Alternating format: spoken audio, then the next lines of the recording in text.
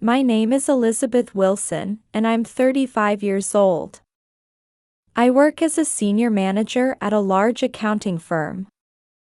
For the past 7 years, my husband James and I have lived a relatively happy life while undergoing fertility treatments. This mansion was inherited from my beloved grandmother. It's a precious place filled with family memories.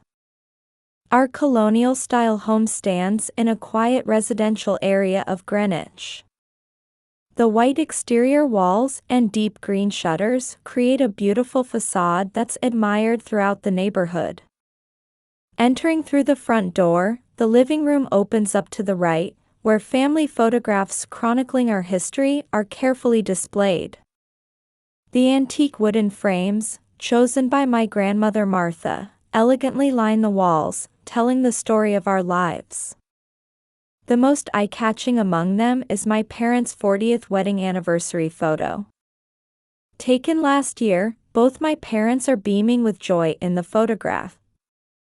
My father's salt and pepper hair gives him a distinguished air, while my mother maintains her youthful appearance. In the background, roses bloom proudly in the garden my father tenderly maintains. Education is about cultivating the heart. That's my father's favorite saying. Having guided countless students as a high school teacher for over 30 years, he maintains this belief even in retirement.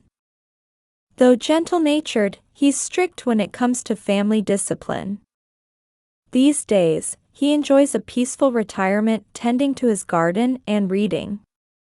My mother is known throughout the neighborhood for her cooking skills. She's a typical American housewife who values community relationships. She's always been a great supporter of my sister Caroline and me, always taking our side. However, this time, she's uncharacteristically furious. Perhaps deep sadness lies behind that anger. In the center of the wall hangs a photo from our last Christmas with grandmother. She passed away 2 years ago and was truly the pillar of our family. As an embodiment of strict family values, she guided us throughout our lives. When I inherited this mansion, grandmother attached one condition: cherish family. Only now do I think I truly understand the meaning of those words. Next to it is my wedding photo from 7 years ago. Me in a pure white wedding dress, James in his tuxedo. It captures the moment we made our vows before the church altar. Back then, I never imagined a day like this would come. Even through the struggles of fertility treatments, I believed we could support each other and make it through. Finally, there's Caroline's college graduation photo. It's from 4 years ago when she graduated from the business school. Wearing her gown and mortarboard, she looked full of dreams for her life ahead. That bright day when the whole family celebrated together. Now, looking at that photo stirs complex emotions within me. The afternoon sunlight streaming through the living room windows gently illuminates each photo frame. Countless memories spent in this room come vividly back to me. Family dinners, holiday tea times, Christmas parties. Each one is an irreplaceable treasure. This mansion inherited from grandmother carries real weight. For bedrooms, a spacious living room, a well-maintained garden. Every corner bears witness to our family history. Grandmother's words to cherish family are truly the foundation of this house. The clock on the wall quietly ticks away. Whatever is about to unfold will surely become part of this family's history too. I let out a deep sigh and turned my gaze to the garden outside. Greenwich mornings were still dark. As the clock struck 8, I was already in the kitchen. On the antique counter inherited from grandmother sat a large turkey. I had already carefully rubbed herb butter into the skin of the 20-pound bird. sage, thyme, rosemary. Following grandmother's recipe precisely, I gently worked in each herb with my fingers. I wonder if I've added enough salt. In the recipe book, grandmother's meticulous handwriting listed detailed instructions. Beside me was a large bowl containing bread and celery stuffing, ready to be placed inside the turkey. In the oven, the pumpkin pie I had prepared the night before was slowly browning. The aroma of cinnamon and nutmeg wafted through the quiet kitchen. "James, you'll make it to dinner at my parents' tonight, right?" I called out to my husband as he came down the stairs in his suit. "Yes, I might be a bit late, but I'll definitely be there." Something seemed different about him today, but I decided to focus on the task at hand. In the afternoon, when I opened the door to my parents' house, familiar aromas enveloped me. Cranberry sauce, green bean casserole, sweet potatoes. Mother was busy in the kitchen putting on the finishing touches.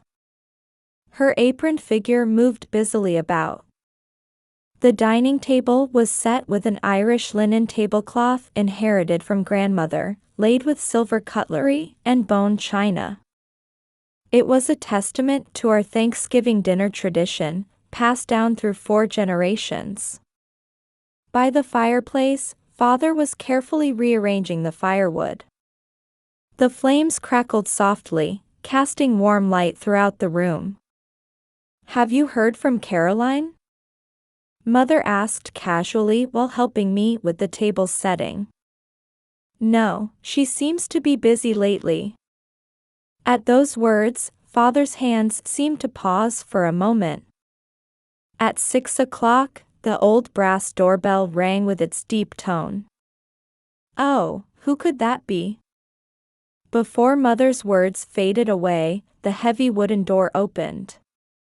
There stood Caroline in a flashy dress. Her vivid magenta dress was too extravagant for the occasion.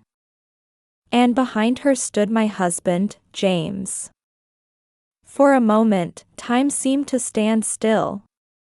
The fireplace crackled, its flames casting an eerie light on their faces. The savory aroma of turkey wafted from the kitchen. However, no one paid any attention to it. In that moment, I felt something slowly freezing inside my heart. In the traditional colonial-style living room, Father's beloved dark green armchair stood before the fireplace, with Mother seated on the sofa beside it. The furniture arrangement, unchanged since grandmother's time, was about to become the stage for a shocking confession. Relatives had arrived one after another, some seated on the windowside sofa, others standing near the fireplace. Everyone wore expressions of confusion at the unexpected visitors. "I have something important to say." Caroline's voice had lost its usual spoiled tone and carried a somewhat triumphant ring. Her voice struck a discordant note in the quiet Thanksgiving twilight.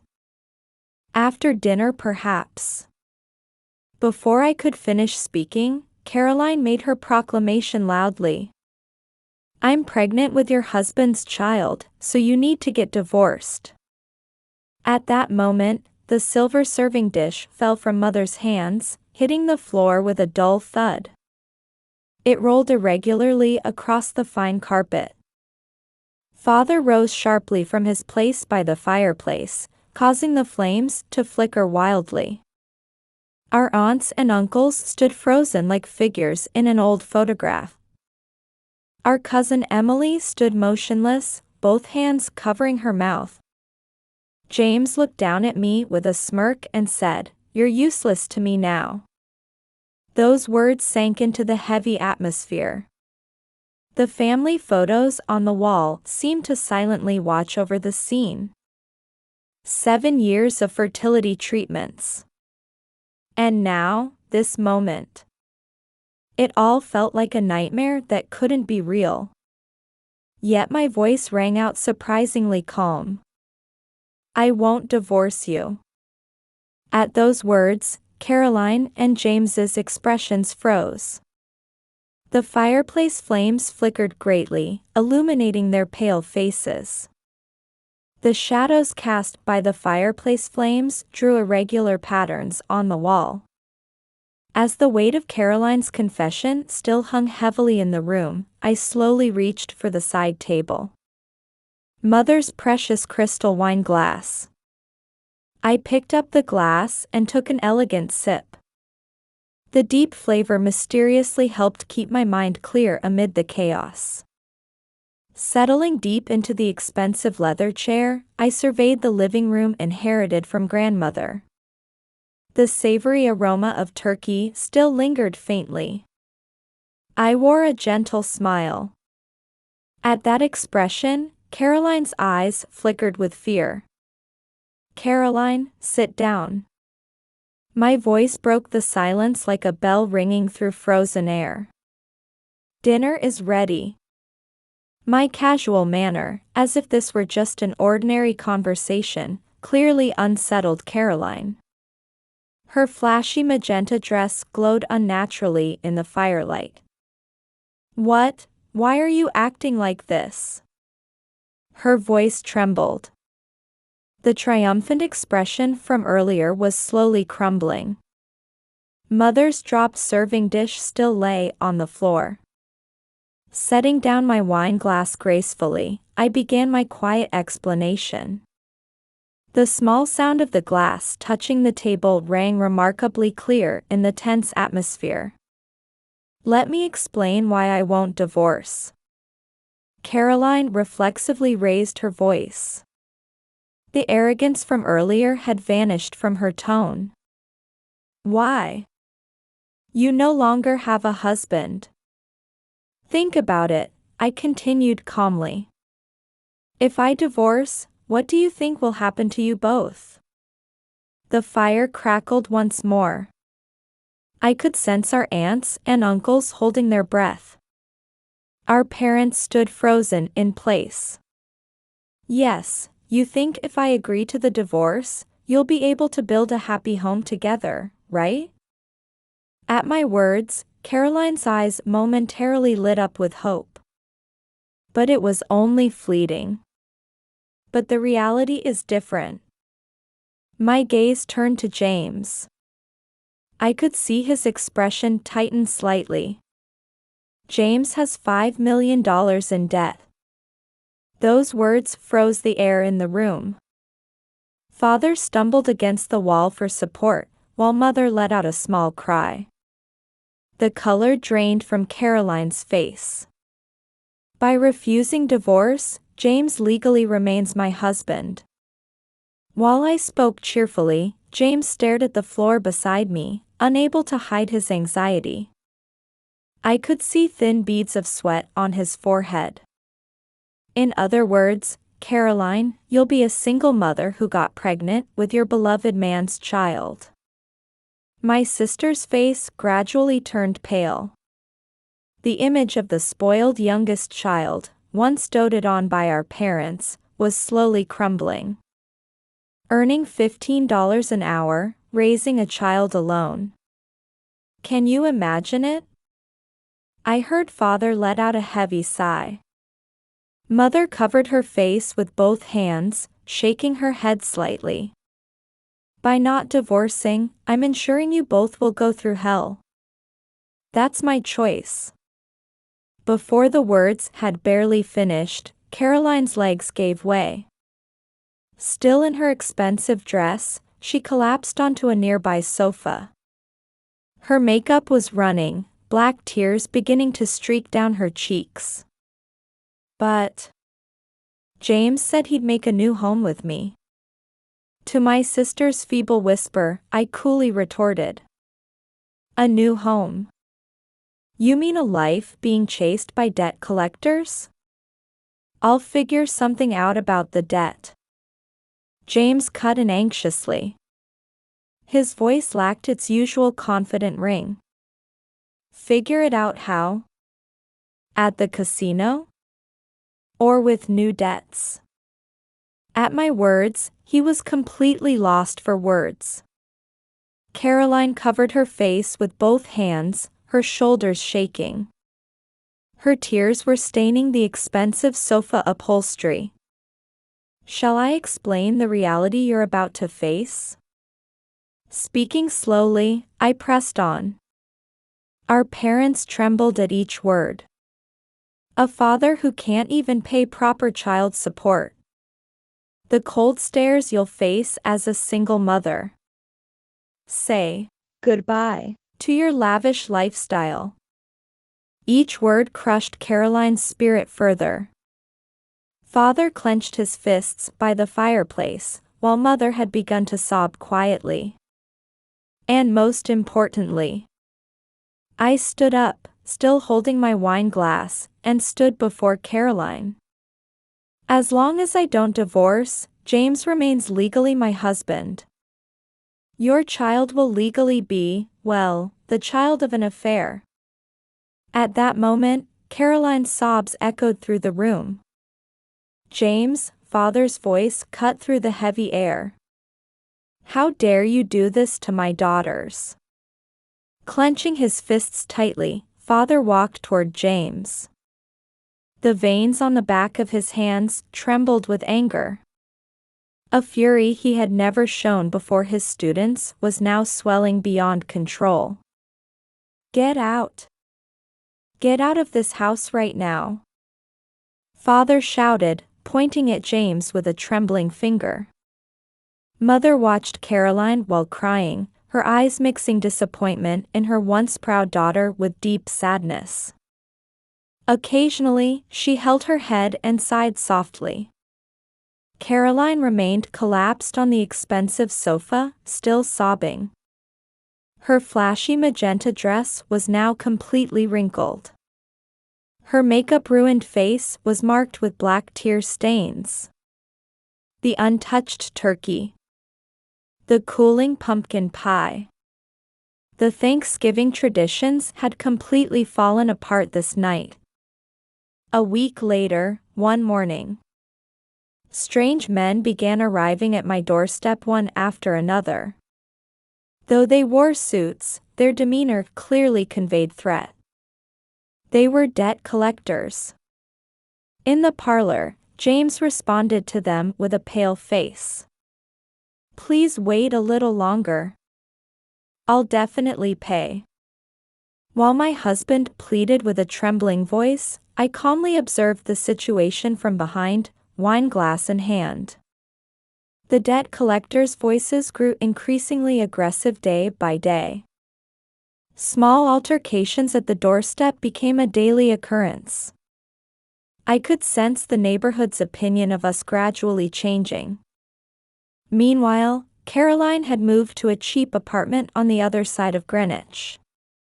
In a simple room that was the complete opposite of her former luxurious life, she continued working at a nail salon while suffering from severe morning sickness.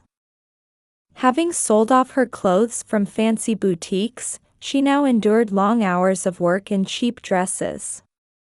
She struggled with fatigue that made her feet unsteady and the weight of financial pressure. That day too, her cell phone rang right after work ended. "Help me. I can't take it anymore." Caroline called me for help in an exhausted voice. "This is the path you chose." My cold response was met with small sobs on the other end of the line. Even after hanging up, her crying still echoed in my ears. Around that time, James's behavior began to change dramatically. Gone was the image of the fresh-faced real estate agent. He now spent every night drinking and taking his anger out on the furniture. Trying to escape the debt collector's harassment, his days were consumed by cheap whiskey. "Do something about this. If you'd just divorce me," he shouted while throwing empty bottles at me. The bottles shattered against the wall with loud crashes. The fragments were like the remnants of our married life. Witnessing James's transformation, Caroline was beginning to understand everything. The gap between her dreamed of happy new life and the cruel reality ate away at her heart day by day. Nights continued where she would look down at the street from her small apartment window, trembling with anxiety. 2 weeks after Thanksgiving, the family gathered again at our parents' house. The living room fireplace seemed to burn more weakly than usual. On the table lay piles of documents related to James's debts. Casino receipts, loan sharks IOUs, payment demands. They cast eerie shadows in the firelight. About Caroline. Father spoke slowly while settling deep into his chair. She won't be returning to this house. Caroline will live away from here for the time being. No one voiced opposition to Father's final judgment. The fireplace crackled once more. In the family photos on the wall, we were all smiling happily. Those smiles seemed to mock our current situation. 1 week after the family meeting, an unusual silence enveloped me as I woke up. From the bedroom where James's drunken breathing should have been audible, there wasn't a sound. When I entered the master bedroom, he was gone. The walk-in closet door was half open, with hangers that once held expensive suits lying scattered. His favorite Hermes ties, weekend golf clubs, expensive leather shoes, all had vanished without a trace. According to the security guard's report, he had left before dawn carrying several suitcases. The surveillance camera captured his back getting into a taxi. Ironically, only the debt documents remained neatly arranged in the study drawer. Casino debts of $2 million. Loan shark IOUs totaling $1.5 million. And various credit card bills adding up to $1.5 million. The mountain of papers spread across the desk seemed to tell the story of our 7-year marriage. At the back of the drawer was a note, "I'm not coming back." Even those hastily written words showed no trace of dignity. His Italian leather shoes by the entrance, the Mercedes in the garage, nothing remained to show his existence.